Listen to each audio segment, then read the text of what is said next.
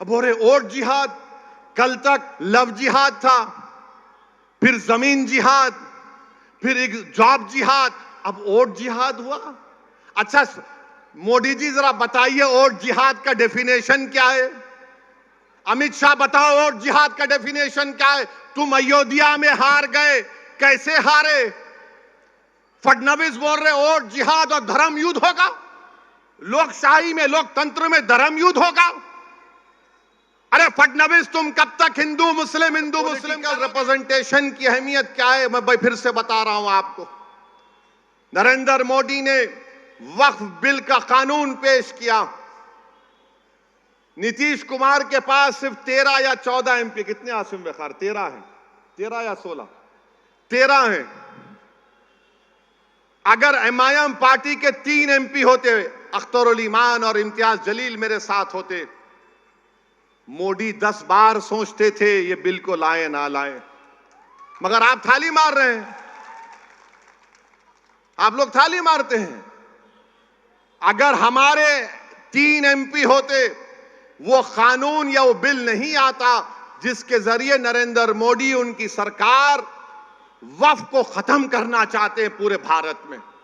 कोई जायदाद वक्फ की नहीं रहेगी, मेरी बात मैं जिम्मेदारी के साथ कह रहा हूं। कोई जायदाद नहीं रहेगी वक्फ की।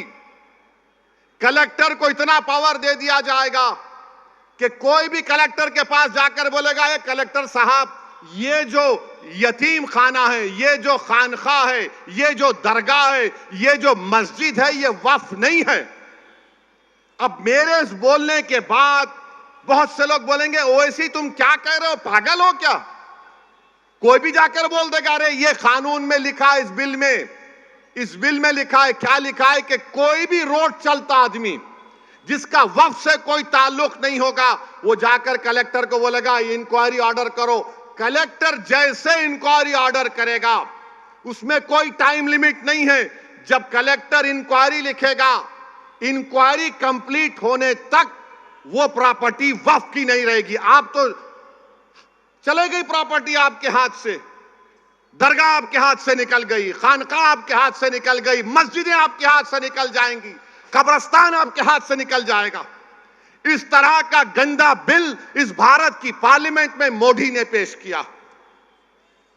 और आपको मालूम वक्फ बाय यूजर, उसका मतलब यह है कि अगर कोई बरसों से किसी चीज को इस्तेमाल कर रहा है तो वक्फ बाय यूजर है। और यही प्रोविजन हिंदू धर्म में भी है। हिंदू धर्म की लॉ की मशहूर किताब बीके मुखर्जी, उसमें लिखते हैं बाय यूसेज ये मंदिर की बन जाती है।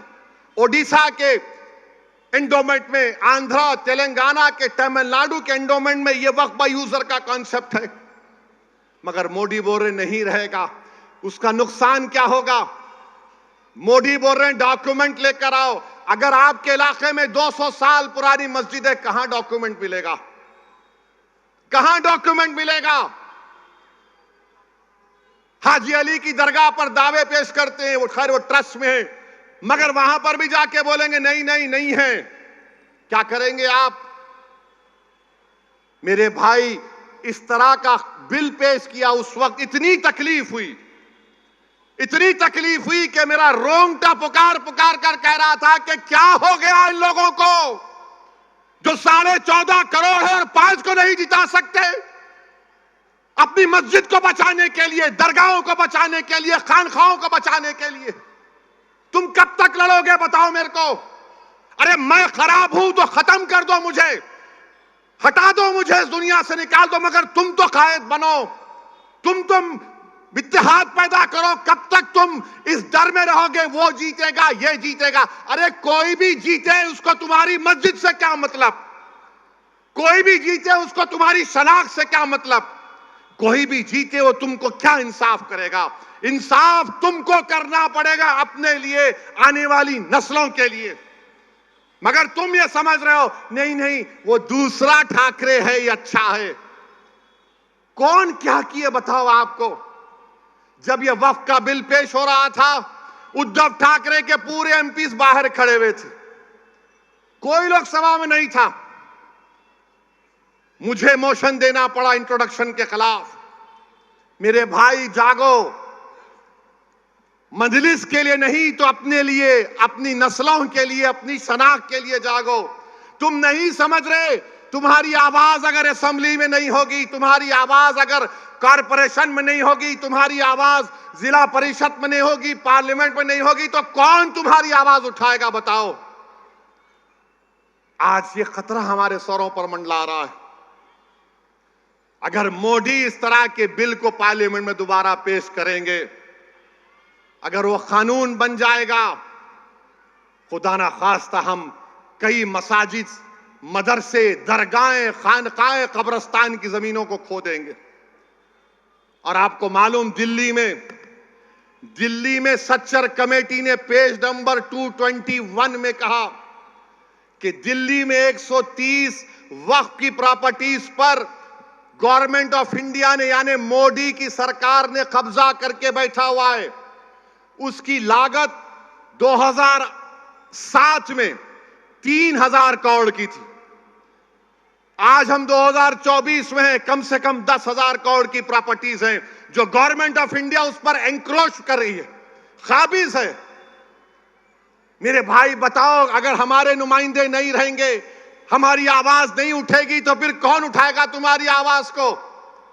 मौलाना आजाद को बोलने नहीं देते थे। तुम क्या, कौन सी खेत की मौली हो तुम? मगर सबक तो हासिल करो कि सन 47 के बाद जो मौलाना आजाद से हुआ वो हम पर तो चल रहा है ना, बीत रहा है हम पर। मेरे भाई, तुम क्या उस वक्त जागोगे जब तुम्हारे महलों की मस्जिद पर नोटिस लग जाएगी, this is not a Waqf property? तुम क्या उस वक्त उठोगे जब दरगाहों के सामने नोटिस लग जाएगी, this is not a Waqf property?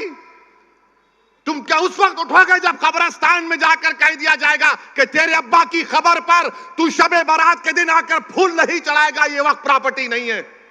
तुम उस वक्त रोगे, तुम उस वक्त जागोगे जब कयामत का सूर फूंका जाएगा। ये वक्त है उठने का।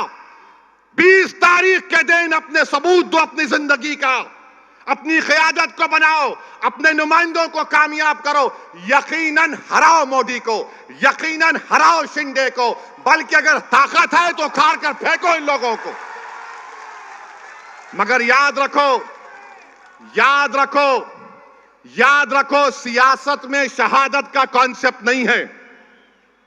अल्लाह की राह में शहादत है तो जन्नत है, सियासत में जिंदा रहना है। तुम जिंदा रहोगे तो नेक अमाल करोगे, तुम जिंदा रहोगे तो काम करोगे। फैयाज भाई बहुत अच्छे हैं, हमेशा हम पुकारे तो आ जाते। कब तक आएंगे फैयाज? अगर फैयाज तुम्हारा आमदार बनेगा तो फैयाज ताकतवर नहीं, तुम ताकतवर होगे, तुम ताकतवर होगे। तो मेरे अजीज दोस्तों और बुजुर्गों, एक और मिसाल देकर बात को खत्म करता हूं। एक शख्स महाराष्ट्र में अल्लाह के रसूल सल्लल्लाहु अलैहि वसल्लम की शान में गुस्ताखी करने की कोशिश की। कोई रहमतुल आलमीन की शान में गुस्ताखी नहीं कर सकता, ये मेरा ईमान है। कोई नहीं कर सकता। जिसके लिए जमीन और आसमान बनाई गई, अरे तू कौन है जो रहमतुल आलमीन है? इसने अनाब शनाब बकी, कौन आवाज उठाए? उद्धव ठाकरे? कौन आवाज उठाए? शिंदे, अजित पवार, कांग्रेस? इम्तियाज जलील ने आवाज उठाई। औरंगाबाद में इम्तियाज जलील ने कहा कि फुला तारीख तक अगर इस शख्स को गिरफ्तार नहीं किया जाएगा तो हम औरंगाबाद से गाड़ियों का जुलूस लेकर मुंबई तक जाएंगे। सबने समझा रहे ये ड्रामा है, सियासी ड्रामा है। बाज जुम्मनों ने कहा, बाज हमारे पास जुम्मन बहुत हो गए हमारे पास। ये जुम्मनों ने कहा पब्लिसिटी के लिए कर रहा, पुलिस घर में बिठा देगी उसको। बाज बड़े बड़े लोगों ने मुझे फोन किया, बोले ये क्या करने जा रहे हैं असद साहब, दंगा हो जाएगा। मैंने कहा मौलाना दंगा नहीं होगा। बोले कैसे गारंटी देंगे? मैं बोला गारंटी मेरी है, मोदी की नहीं है। हमने कहा एहतजाज होगा और एहतजाज हुआ, लोग जमा हुए तो औरंगाबाद के पुलिस के आला ओहदेदार इम्तियाज जलील के पास गए और बोले क्या कर रहे हैं? इम्तियाज ने मुझे फोन किया, मैंने कहा तुम पुलिस से बोलो, कमिश्नर को, अगर तुम मुझे थाने को जाने नहीं दोगे तो मैं ये पूरी गाड़ियां लेकर, क्योंकि उस वक्त उस दिन औरंगाबाद में अमित शाह देश के गृह मंत्री थे, बोले हम उनके पास चले जाएंगे। तो बोले नहीं नहीं नहीं, आप चले जाओ। 10,000 गाड़ियों के साथ काफिला निकला।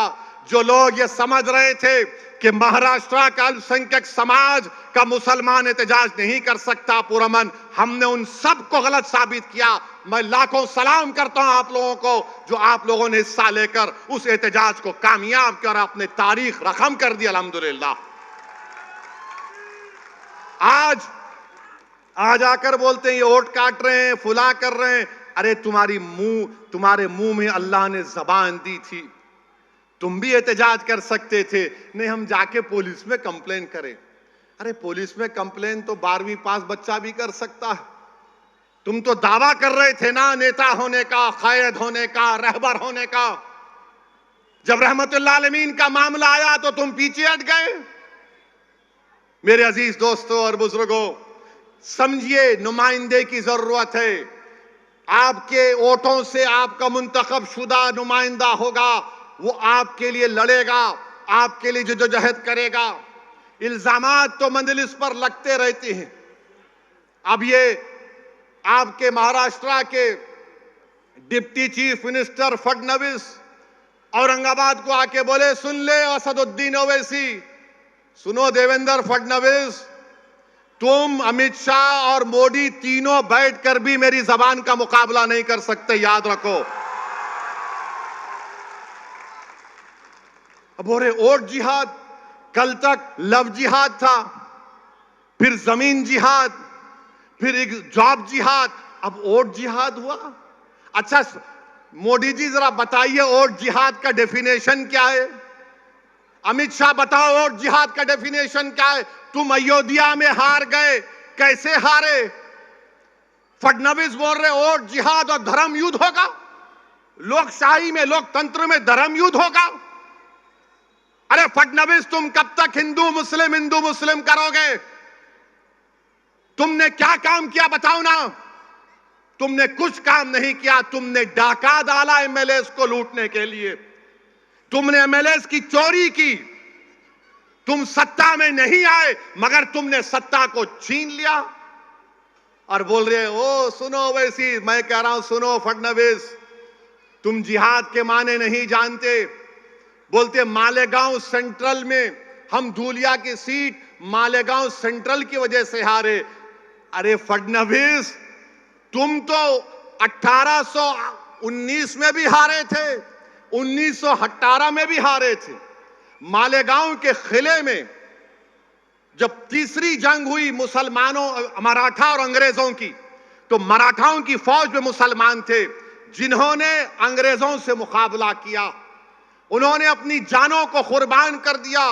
बल्कि उनके नाम आपके सामने कहना चाहूंगा ताकि नौजवानों को मालूम हो जाए कि उनके नाम क्या थे। उनके नाम में फडणवीस नहीं था, बाय द वे।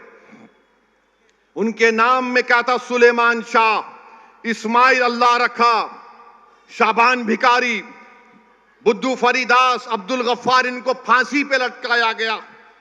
अब्दुल्ला खलीफा और मोहम्मद अनवर को जेल में अंग्रेजों ने मार मार कर कत्ल कर दिया।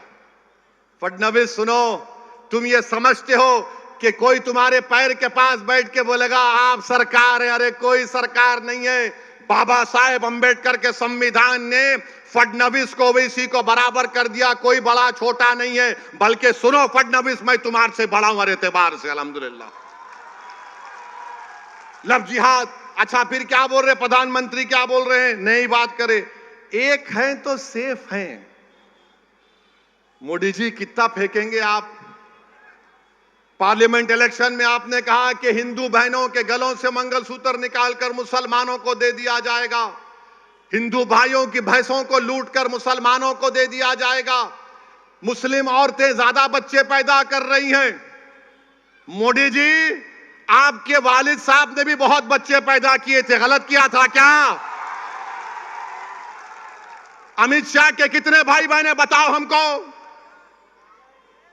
आप हमारी मां और बहनों पर इल्जाम लगा रहे। अब मोदी जी बोल रहे एक है तो सेफ है। अमित शाह इसको बढ़ाकर बोल रहे हैं अब वक्फ की प्रॉपर्टीज डिक्लेयर कर दी जाएगी। अमित शाह, मोदी, फडणवीस, मैं मुंबई में खड़े होकर बोल रहा हूं, वो जो दुनिया का दौलतमंद अमीर आदमी है जिसके बेटे की शादी में मोदी जी आप मुस्कुराते हुए गए थे, वो यतीम खाने पर बनाई गई है मुसलमानों के। लो यतीम खाने की जमीन वापस लो। अमित शाह, फडणवीस, तुम नहीं लोगे क्योंकि तुम दौलतमंदों के घर में जाते हो शादी के लिए। तुम गरीब की बस्तियों से, गुर्बत से तुम्हारा कोई ताल्लुक नहीं।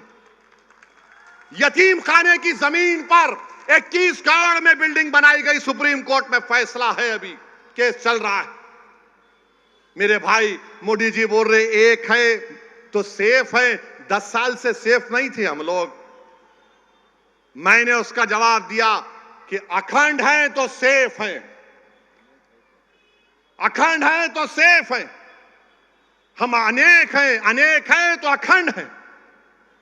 हमारी डाइवर्सिटी इतनी है इस मुल्क की, मगर